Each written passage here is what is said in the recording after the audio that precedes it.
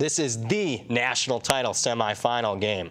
This is Brad Powers in the pregame.com studios just off the Vegas Strip. We're indeed talking college football playoffs. The better of the two matchups, we have Clemson taking on Ohio State. Fez, who do you like and why? I'm on Clemson +3. Key quarterback advantage for Clemson here. Let's take a look at the numbers. Watson versus Barrett. Watson's completing 68% of his passes. Barrett only 62% for the year. Yards per pass attempt. We've got 8 yards per pass play for Clemson, only 7 for Ohio State. A pretty big difference. Yeah, it is. And let's talk crunch time because I think, let's face it, line is pretty short here. I don't know anyone that's calling for a blowout in this game either way. So a close game going to go down to the final possession. You look at J.T. Barrett and Ohio State in close games, very conservative, and he's more likely to give up on the pass and use his legs late in games. J.T. Barrett is the bully. He loves to go deep against you when he's up 24, but the collar gets tight when the game is close. They played 5 close games. I watched them all, and every one of them, all of a sudden, he's not throwing the ball downfield.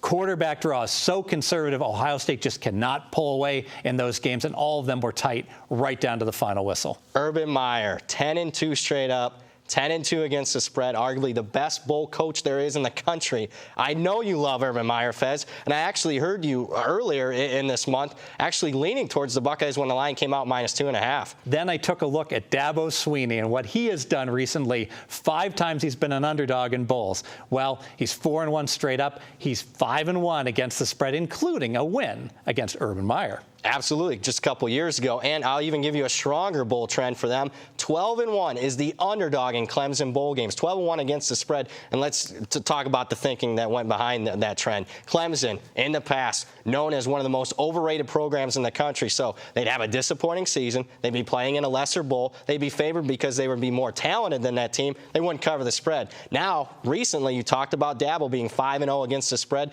as an underdog. Well, what happens is this Clemson team has overachieved. They're playing in big bowl games. They're playing with a chip on their shoulder, and they're cashing in the underdog role. And let's take a look at them in the underdog role in the Final Four. So they get to the finals. They're playing Alabama, prohibitive underdog, and they're out playing Alabama at the end. Alabama has to do an onside kick to go ahead and preserve the victory at the very end.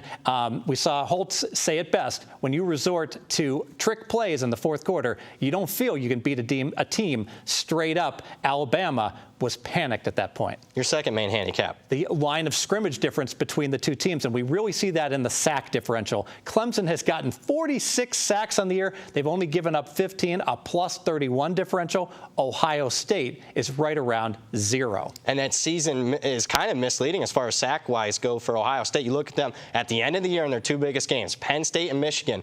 The sack differential in those 2 games, -11. Yeah, and you really saw it in those games where the eye test said, wow, they just can't block these guys. No question about it. Love this pick, Fez. Let's make it official. Let's make it official. 2 big-name quarterbacks, but Clemson has the quarterback edge. Watson is far superior to Barrett.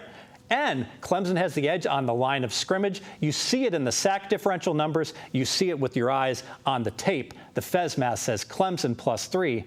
More videos at pregame.com.